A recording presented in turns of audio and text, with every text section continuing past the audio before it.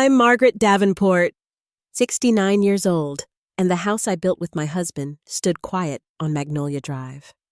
The last photograph of us on the porch had started to curl at the edges, but I kept it in the same silver frame on the mantel. The afternoon my son called, asking if he and his family could move in.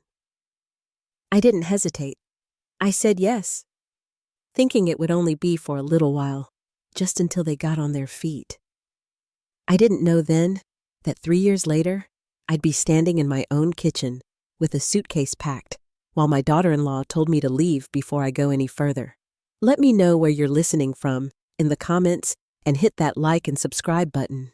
If you've ever felt like a guest in your own home, I was born and raised in Greenville, just outside of Houston. My parents didn't have much, but they made a life with what they had.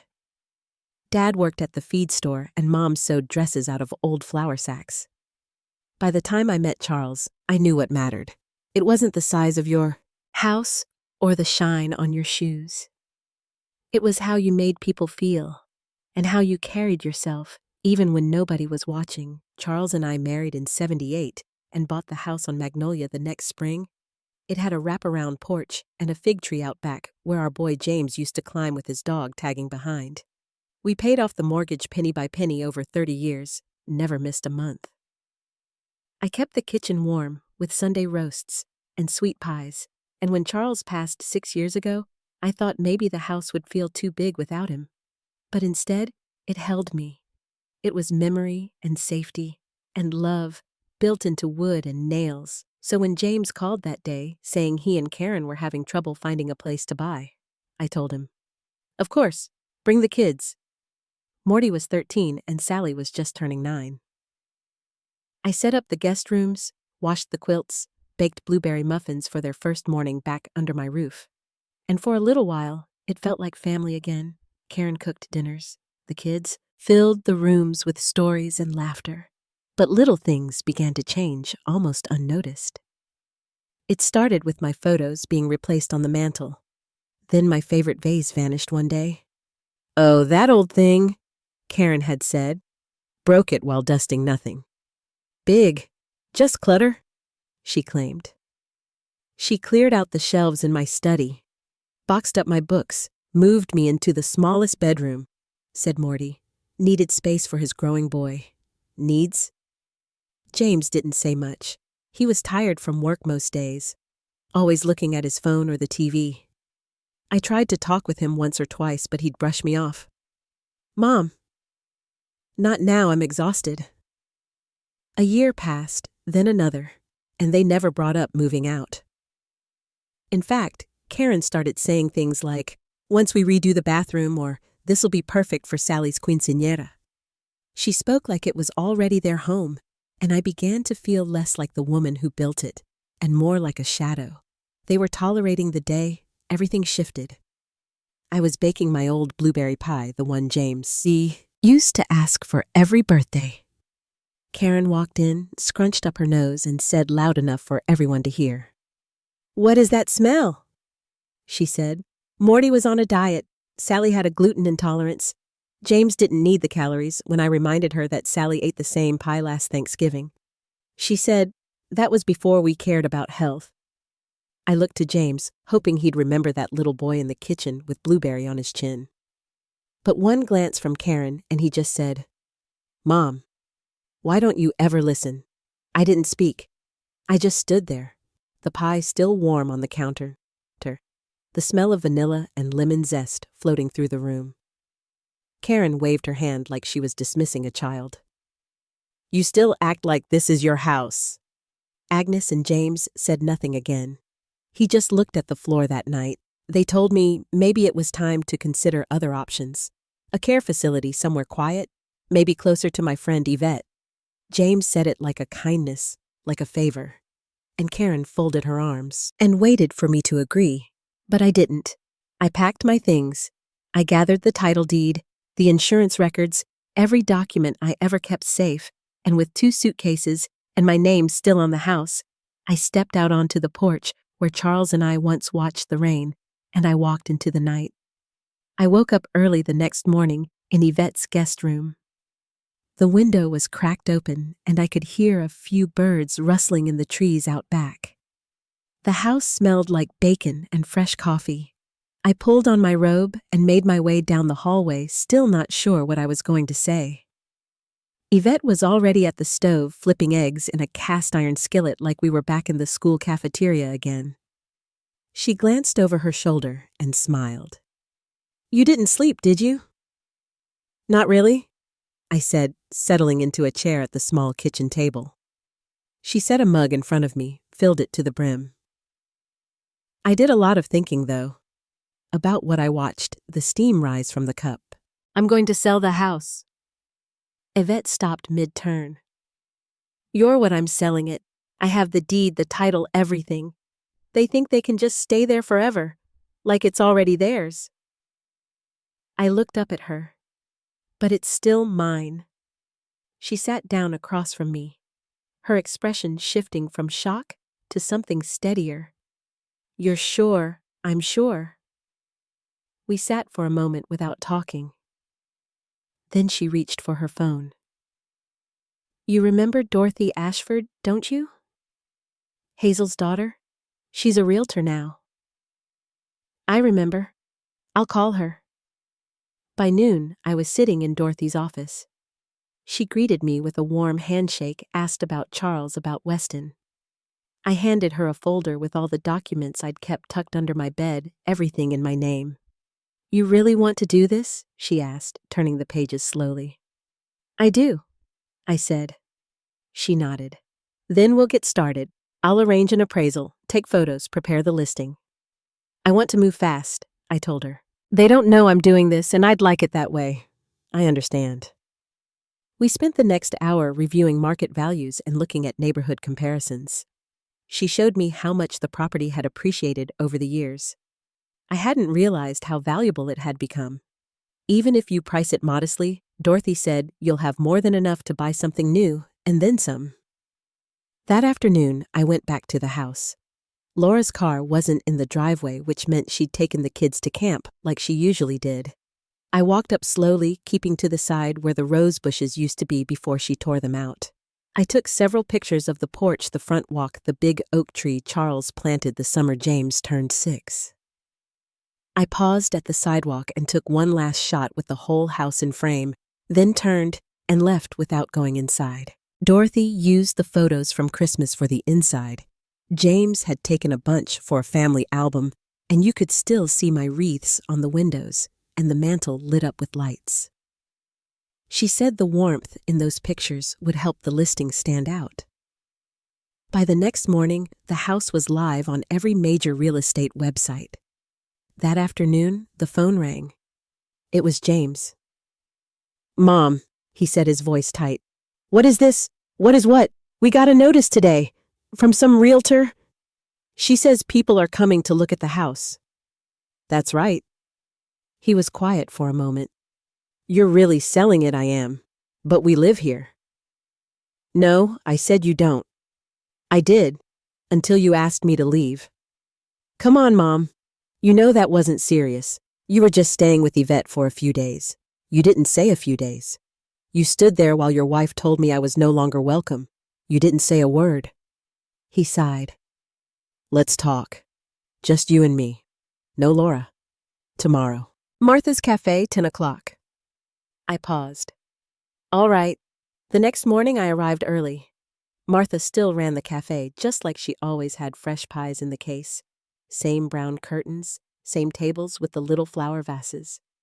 She greeted me with a hug and told me to sit wherever I liked. "Pancakes, right?" she asked. "Blueberry?" I smiled. "You remember?" James came in right at 10. He looked tired. There were lines around his eyes I didn't remember seeing before. He sat across from me and kept his hands on the table.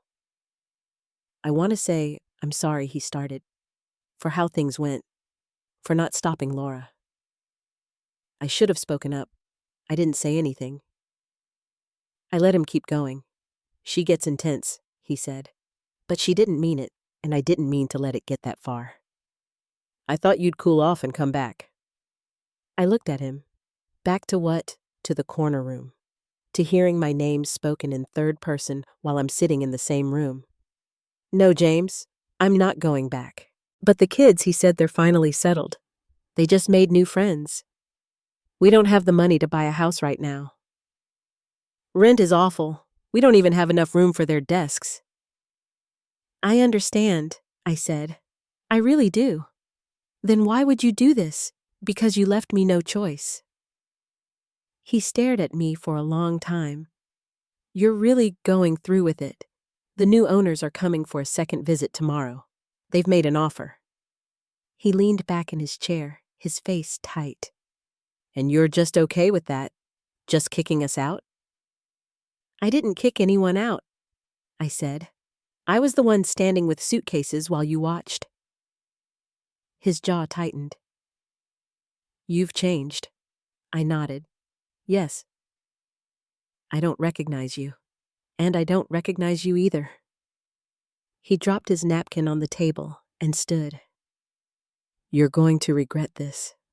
When you're alone, when the kids don't call, you'll wish you'd handled this differently. I didn't respond. He turned and left. The bell over the door jingled behind him. Martha came over and sat next to me. You all right getting there? She patted my hand. You did what you had to do. Later that day, Dorothy called with news. The buyers, nice family from California, 2 teenage kids, they were ready to make an offer full, asking price. She asked if I wanted to accept. I do, I told her. Let's move forward. By nightfall, the paperwork had started. The closing documents arrived by courier on a Tuesday morning. I sat at Yvette's kitchen table with the pen in my hand for a long time before signing. The real estate agent had clipped the pages, neatly marked every line with a bright pink flag, but it still felt like a quiet goodbye. I signed where I was supposed to. Margaret Davenport, in neat cursive. The house on Magnolia Drive was no longer mine by dusk. That evening, Yvette brought out a lemon pie and 2 clean forks. We ate it in silence on the porch, watching the sun settle behind the neighbor's roof. She didn't ask if I was okay. She just poured us both a second cup of tea and left the porch light off when it got dark. By the following week, I'd placed an offer on a smaller home over on Maple Street. 1 story. Brick exterior. Apple tree in the front yard and hydrangeas along the fence line. The backyard had a tiny shed, and the inside was bright and simple clean white walls, wide windows, and a kitchen just big enough for a round table and 2 chairs. It wasn't Magnolia Drive, but it was enough. More than enough. The day I moved in, the air smelled like freshly mowed grass and rain. The moving truck wasn't big, just a few boxes and the quilt from my old bed, my tea set, the sewing basket I hadn't touched in years, and that silver-framed photograph of Charles and me on the porch. I placed it on the windowsill where the afternoon light hit best. I spent the next few days unpacking slowly. I took my time with each object, each drawer, each shelf. I didn't rush. I went to the hardware store and picked out soft yellow paint for the bedroom. I planted zinnias by the mailbox. I bought a pair of rocking chairs for the porch, even though I didn't have anyone to fill the second one just yet. It felt good to sit still again. Yvette stopped by the first Saturday with a tin of sugar cookies and a flyer. There's a gardening group over at the community center, she said. They meet twice a week. You should come. I started going on Thursdays. At first I didn't say much. Just listened while the other women swapped tips about deer-resistant flowers and what soil worked best under our hot Texas sun. But the third weekend someone brought up composting, and I mentioned something my father used to do with coffee grounds and eggshells. That turned into a full conversation, and by the end of the hour, 3 women had written down my tip on the backs of napkins. One of them, her name was Doreen, asked where I'd moved from. I told her, just said Magnolia Drive, and she nodded politely. Nobody asked why I left. Nobody needed to know more than I was ready to say. That felt like a relief. Later that month, Doreen invited me to join a small class at the center on Japanese tea preparation. Her cousin taught it.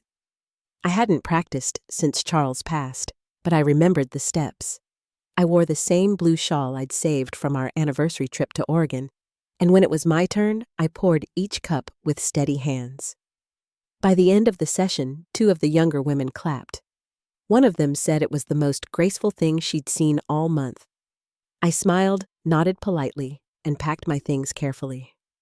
That night, I made tea just for myself quietly with the same care and watched the steam rise while the crickets hummed outside. The phone barely rang in those weeks. James hadn't called. Laura hadn't reached out. But one afternoon, there was a knock on the door. I opened it to find Morton standing there holding his backpack and a small grocery bag. His hair was a little longer than I remembered, and his voice had dropped deeper since the last time I heard it. "Hi, Grandma," he said, like nothing had happened. "Mom thinks I'm at the library. Can I come in?" I stepped back to let him through. He looked around the living room, nodded at the chair with the crocheted cushion, and sank into it like he belonged there. "This place smells like you," he said, "like cookies and lemon and something warm." I offered him a slice of the pound cake I'd made that morning, and he ate it quietly. Then he pulled out his homework and asked if I had a quiet place he could work. I showed him the back sunroom. He came again the next week, and the week after that. Then a few days before Easter, Pearl came too. She was quieter than Morton, more watchful. But when I pulled out the board game she used to love, she smiled. "You kept this?" she asked. I did. We played for over an hour. I let her win the first game. She beat me fair and square the second. The visits became a rhythm. They always told Laura they were at a friend's house or at school. They never stayed long, never mentioned the old house or their parents. But they always came hungry. I made grilled cheese tomato soup cookies from scratch and lemonade just how they liked it, cold tart and not too sweet. One Thursday, after they'd gone home, I stood at the sink rinsing out their glasses and noticed something stuck to the window. A heart drawn in the condensation with the word "hi" inside. That weekend, there was a school concert at Pearl's middle school. I hadn't been invited, but Morton had texted me the time and place. I arrived early, sat in the back row near the exit. The gym smelled like popcorn and floor wax. The stage lights were too bright, and the folding chairs wobbled when you shifted your weight.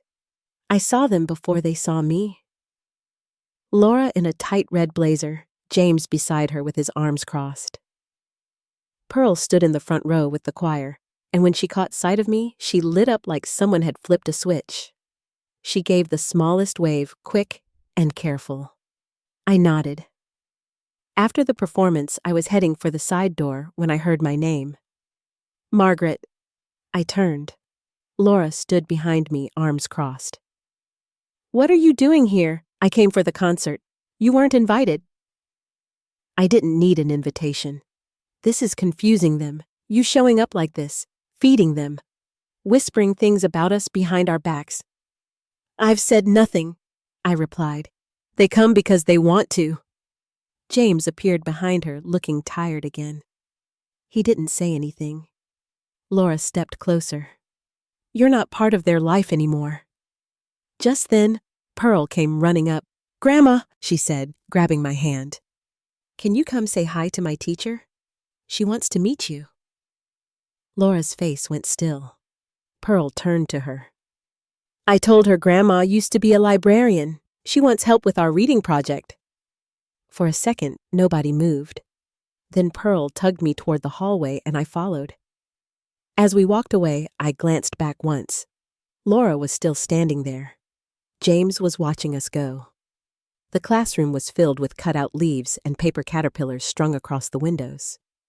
Pearl led me by the hand past rows of desks until we reached a woman with short gray hair and a necklace made of wooden beads. She stood up when we approached. "You must be Margaret," she said. "I'm Ms. Leary. Pearl tells me you used to work in a library for almost 30 years. I said. Her eyes lit up. Then maybe you can help us. I've been trying to get a reading mentorship program going, pairing students with community members.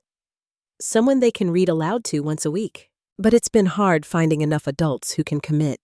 The kids don't always get the one-on-one time they need. I glanced down at Pearl.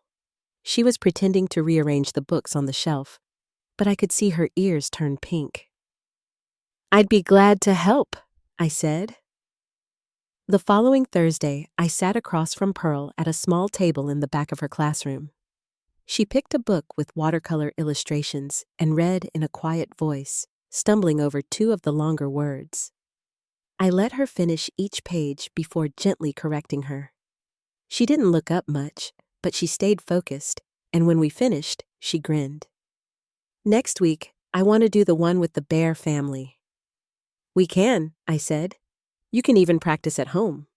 She leaned in and whispered, I do, under my blanket with a flashlight. For the next month, I returned every Thursday. Ms. Leary soon asked if I could take on a second student, a shy girl named Maya, whose mother worked nights. Then came Jacob, who hadn't yet memorized the alphabet in order. I worked with them one by one, and sometimes together, when the class had free reading time. Pearl stayed after those sessions, helping me put the books back in order. She told me about a math project she was nervous about, and I showed her how I used to help her dad with multiplication tables when he was her age. She laughed and said James always made math look harder than it was. The day before the school's spring book fair, Ms. Leary asked if I could help sort the donation table. I said yes and showed up early to set things out. There were bins of paperbacks, puzzles, old atlases with cracked bindings. As I was arranging a set of early readers, I felt someone watching me. I turned and saw Laura standing in the doorway.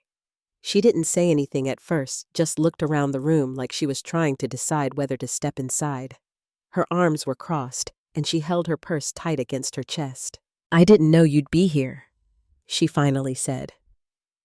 I come every Thursday, I answered. Pearl didn't tell me that.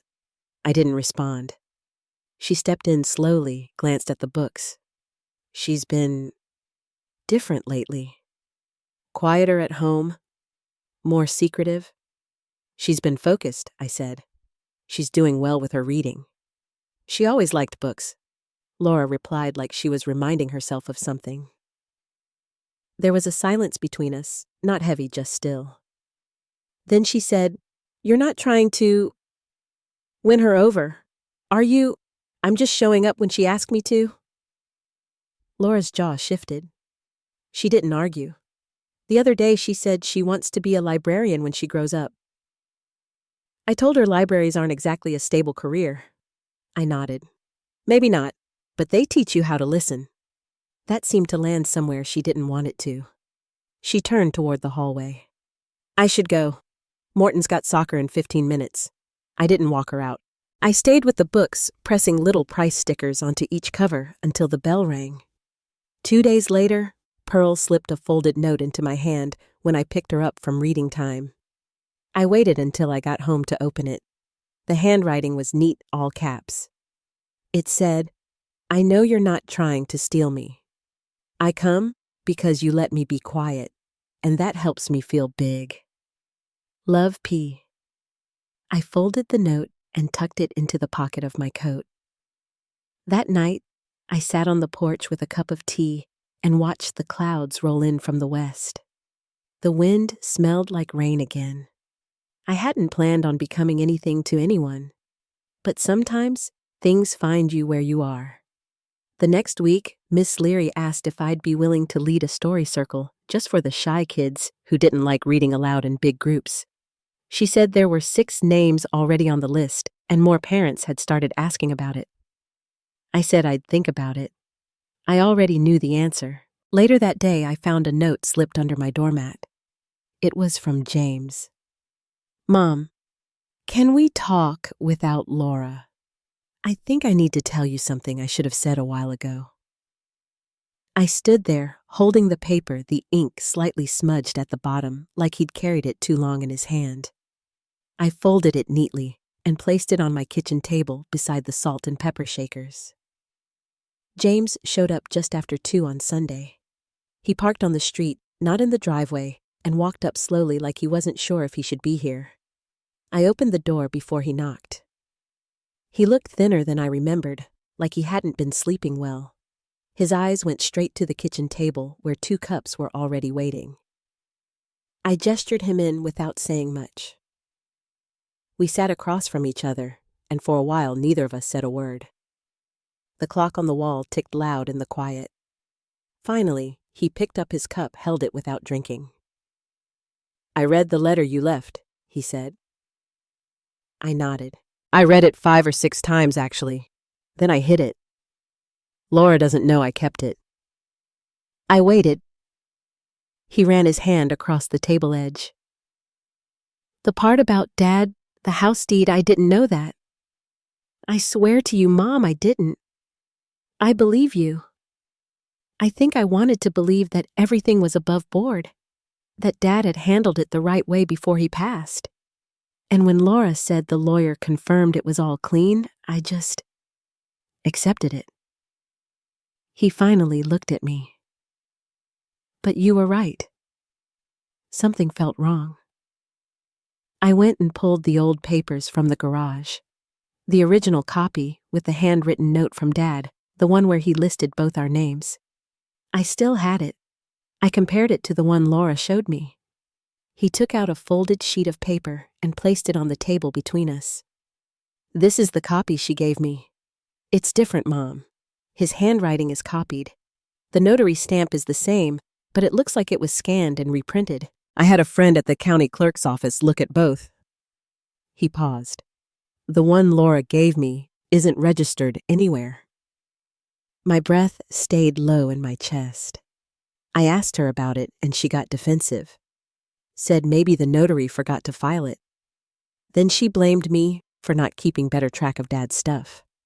Then she said, "You probably made this whole thing confusing on purpose, that you always wanted to control everything." He looked down. I didn't argue with her, but I knew then that she lied to both of us. The kettle on the stove clicked softly as it cooled. I reached for the paper and ran my finger along the corner fold. "She said some things about you, James, added things I repeated to the kids without thinking. And I'm sorry." I let her set the tone. We sat with that for a while. "I don't want to fight her," he said finally. "But I also can't keep pretending she didn't do something wrong. Morton and Pearl, they deserve better. They deserve truth. And if I don't say anything, I'm letting her teach them that silence is safer than honesty." He pulled out another envelope, this one smaller. I filed a statement with the property board, asked them to open a review of the deed transfer. It might not go anywhere, but it's a start. I didn't reach for the envelope, just let it sit between us. He looked around the kitchen. "This house. It's not big, but it feels like you. I think the kids feel that too." He glanced at the rocking chair by the window. "I came today because I want you to know I'm trying to fix what I can. I don't know what that will look like or how long it'll take, but I'm here, and I'm listening." I stood and walked to the window. The breeze had picked up outside. A neighbor's wind chime was clinking faintly. Behind me, James rose and gently placed both envelopes on the counter. "Do you want me to go?" I turned back. "No," I said. "Stay a while." He nodded. We moved into the living room, sat with a crossword puzzle between us. He filled in a few clues, asked me about the tea circle at the school. I told him about Mia and Jacob and the new book Pearl had picked for next week. We didn't talk about Laura again that afternoon. We didn't need to. By the time he left, the sun was low, and the shadows stretched long across the floor. He turned at the door. "If they ask to come over," he said, "can I tell them it's okay?" I said yes. The next morning, there was a folded note on my porch. No envelope this time, just Pearl's handwriting on lined paper. "Hi, Grandma. Dad told me the truth about the house. I'm glad he did. I think Mom's mad again, but it's different now. I'm not scared of her mad anymore. I like our Thursdays. Can we still have them? I placed the note inside the same coat pocket as the first one. That Thursday, Morton came too. He didn't say much, just sat in the sunroom while Pearl and I read. But when it was time to go, he gave me a quiet nod and a half smile. I offered them both cookies for the road. Pearl took 2. Morton said he wasn't hungry but held his in his hand all the way to the car. That night, I sat at the kitchen table with both envelopes James had left. I didn't open the second one. I didn't need to. The decision had already been made, not by the documents, but by the way he looked me in the eye and told the truth out loud. The message came through the front desk at the elementary school. Miss Daniels, the guidance counselor, asked if I could stop by her office after reading time. I hadn't met her before, but I said yes. The school was hosting a poetry week, and Pearl had picked a short verse about stars. She read it twice, steady and soft, her finger moving along each line. When she was done, she tucked the book carefully back into her desk and gave me a thumbs up. That was new. She hadn't done that before. Ms. Daniel's office sat just beyond the nurse's station. The door was cracked open. She stood when I entered, offered me a seat by the window. She had kind eyes and a basket of yarn on a shelf behind her, half a scarf still on the needles. "Thank you for coming, Mrs. Halbrook," she said. "I've heard wonderful things about your time with the kids." I nodded. She folded her hands. "There's something I wanted to bring to your attention. It's about Pearl." I waited. She's bright, inquisitive, very tuned in to people around her. But in recent weeks, she's been carrying more than she should. She slid a drawing across the desk. Crayons on construction paper. A house on one side, a stick figure labeled "me," standing under a tree on the other. She drew this last week. When I asked her about it, she said this house wasn't hers. It was a pretend house. When I asked where her real house was, she went quiet. I looked closer. The house had 3 windows and a red door like mine. The little figure under the tree had glasses drawn on. Pearl didn't wear glasses, but I did. "She's been mentioning you quite a bit," Miss Daniels continued, "in a way that suggests your home is a place she associates with comfort and security." I sat back. "Is that a problem?" She shook her head. "No, but it may be a sign that something at home is shifting. I'm not suggesting anything inappropriate, just that emotionally she's looking for a stable ground." I didn't answer right away. "She mentioned a truth letter," Miss Daniels said gently. "Said it made everything less blurry." That caught in my chest.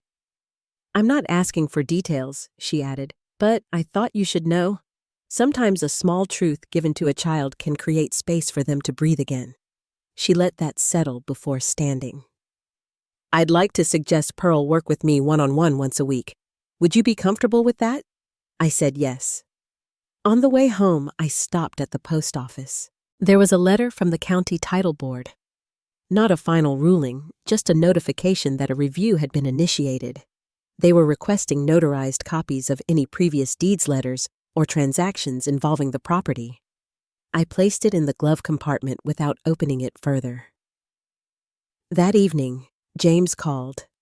He sounded tired. "Laura found the form I submitted," he said. "She accused me of trying to embarrass her." "What did you say I told her I was trying to tell the truth?" There was a silence. "She's taken Morton to her sister's, said they needed space. Pearl didn't want to go. I didn't force her. I didn't respond. She asked if she could stay with you for a couple nights, just until things cool down."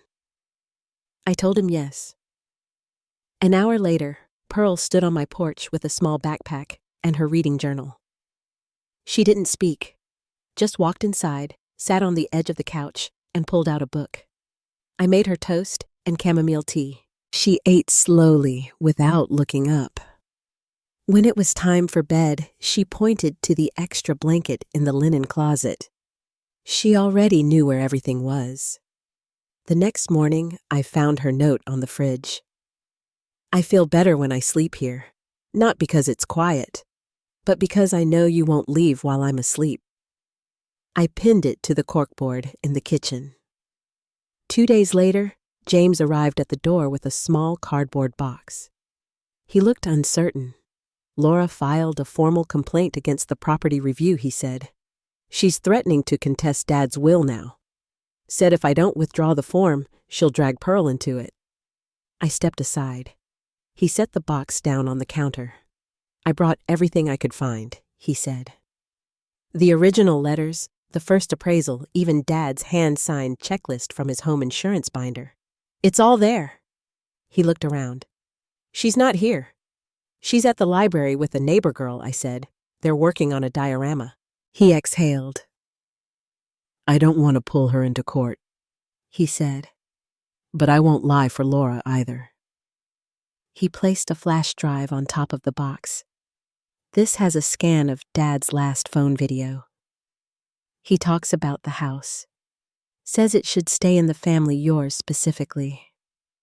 I hadn't watched it until now. I didn't ask to see it. After he left, I took the box to the back room, labeled each folder, sorted what I could. That night, Pearl sat beside me with a set of paper dolls. She clipped out a tiny hat and handed it to me. This one's for the lady who tells the truth, she said. I pressed the little hat onto the paper figure's head. Does she have a name? Pearl thought for a moment. Miss Brave. That was the first time I smiled in days. The letter arrived mid-morning, hand-delivered by a courier in a navy windbreaker. He asked for my signature, nodded once, and left.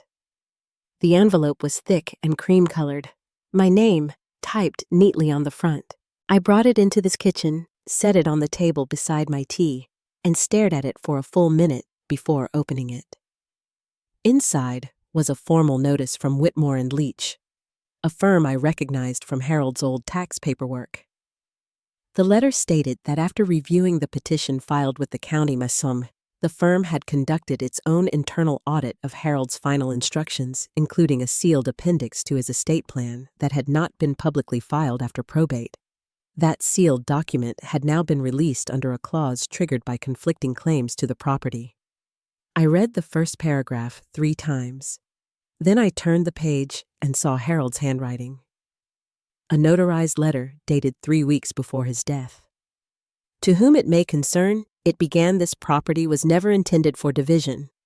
It was promised in my own words and in my wife's hearing to Margaret Holbrook. The others may contest it, but they were not here when she stood beside Evelyn's bed every evening, when she washed dishes after my surgery, when she drove me to chemotherapy appointments and never once asked for thanks. I ask that this home, our family's place of peace, be given to the one who treated it as such. There was a signature, and beneath it, a short line scrawled in Harold's familiar blue pen. Maggie, if you're reading this, stop pretending it was ever yours. I pressed the paper flat and reached for the phone. When James answered, his voice was quiet. She's going to be angry, he said. You know that, right? I'm not trying to provoke her. She already called the firm. Said she'd sue them for breach of confidentiality. I didn't respond. She called me too, he added. Said I'd ruined everything. Then she told Pearl it was my fault her room was packed up. My chest tightened. What did Pearl say? She told Laura she wanted to stay here until the hearing. There was silence on the line. I think it's time she stays with you permanently, James said. That evening, Pearl and I sat on the back porch. She was finishing a sketch of a bird she'd seen in the garden earlier, bright wings, soft tail feathers. Dad says I can live here now, she said. Forever if I want. I waited. Is that okay? She asked. I nodded. The county hearing was set for the following week. James offered to testify, but the lawyer said the documentation was enough. We didn't need to speak, just show up. On the morning of the hearing, I wore a navy skirt, and the pearl earrings Evelyn gave me the year she got her diagnosis. Pearl tucked a note into my coat pocket. "For strength," she said. "Just in case you forget." The hearing took place in a small conference room inside the municipal building downtown. One long table, 2 chairs on each side. Laura sat across from me, her mouth pressed into a thin line. Her lawyer, a man in an expensive suit, laid out their position quickly. The will was vague. The house had sentimental value to all heirs. No one person should benefit disproportionately. My lawyer slid the sealed appendix across the table. The clerk read it silently, then aloud. When she reached the end, Laura stood. That letter could have been forged. The clerk glanced at her unfazed. It was notarized. The signature matches his medical directive. The court accepts it as valid. Laura's face flushed red. The clerk turned to me. "You are hereby affirmed as sole beneficiary of the Halbrook property. The title will be corrected to reflect full ownership." Laura said nothing, just stood there still for a long moment before turning sharply on her heel and leaving the room. Outside, the sky had turned pale and blue. Pearl was waiting with James on the courthouse steps. She held a thermos of warm cider and a small paper bag. "Congratulations," she said, handing me the bag. Inside was a drawing of the house, my house. She'd added herself in the front window, and me in the kitchen holding a mug. "I added toast," she said. "Because you always make toast." James stepped forward. "We're working on custody paperwork," he said quietly. "Joint for now. But Pearl's staying here full time." I nodded. He reached into his coat pocket. "This was in Dad's sock drawer," he said. He kept it. "I thought you should have it." He handed me a faded photo, me, Evelyn, and Harold standing by the garden, all 3 of us smiling. "We look happy," I said. James smiled too. "That's because we were." As we walked to the car, Pearl reached for my hand. "I like it when you walk slow," she said. "It makes everything feel calmer." At home, I pinned her courthouse drawing beside the grocery list. I made cinnamon toast and warmed cider. That night, she fell asleep on the couch with the porch light still on. The sun was just beginning to filter through the kitchen curtains when Pearl wandered in barefoot, rubbing sleep from her eyes. She sat at the table without a word, pulled her legs up under her, and looked at me. I was folding a dish towel, one of the old ones with the red stitching along the hem, Evelyn's favorite. "Do you think people can really change?" she asked softly. I looked up. She was staring at the sugar jar like it held the answer. "I think people can learn," I said after a moment. "Sometimes the learning comes too late, but it still counts." She nodded, like she understood, then reached for a slice of cinnamon toast. Her hair was a mess of soft curls. Her sketchbook was tucked under one arm. Outside, the yard was quiet. The bird feeders were full. The rosemary bush that James helped replant was finally blooming again, a little lopsided, but alive. Pearl had stopped asking when she'd see Laura next. She hadn't mentioned the hearing since the day we came home from court, but I knew the weight of it still sat somewhere inside her, just quieter now.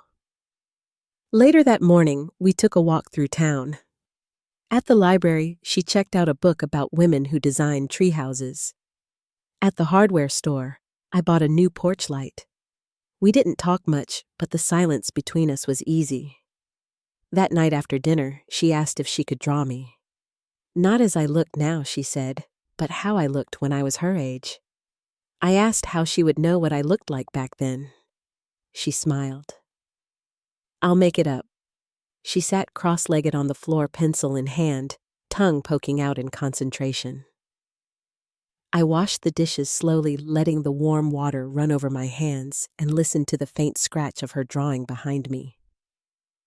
The house was quiet, but it wasn't empty. That was something I'd forgotten, how quiet could be a comfort when it was filled with the right kind of love. When I was younger, I used to think peace came from being accepted, from belonging to the people you were born to. But now I know peace comes when you stop begging for someone else's seat at the table and build your own instead. I didn't win because of paperwork or court rulings. I didn't even win because Harold left me a letter. I won because I stayed when it was hard. I showed up when no one else did. I held my ground without shouting. And somehow along the way, I became a place where someone else, someone small and watchful, could feel safe enough to grow. That was always Evelyn's hope, I think, that the house would carry forward something gentle, something lasting. Now, when I look at Pearl asleep in the den with her books and her sketch pad, I see it happening right in front of me. Thank you for listening to my story.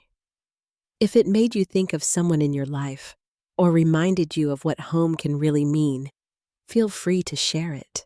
And if you're still building your own place in the world, just know it's never too late to begin again.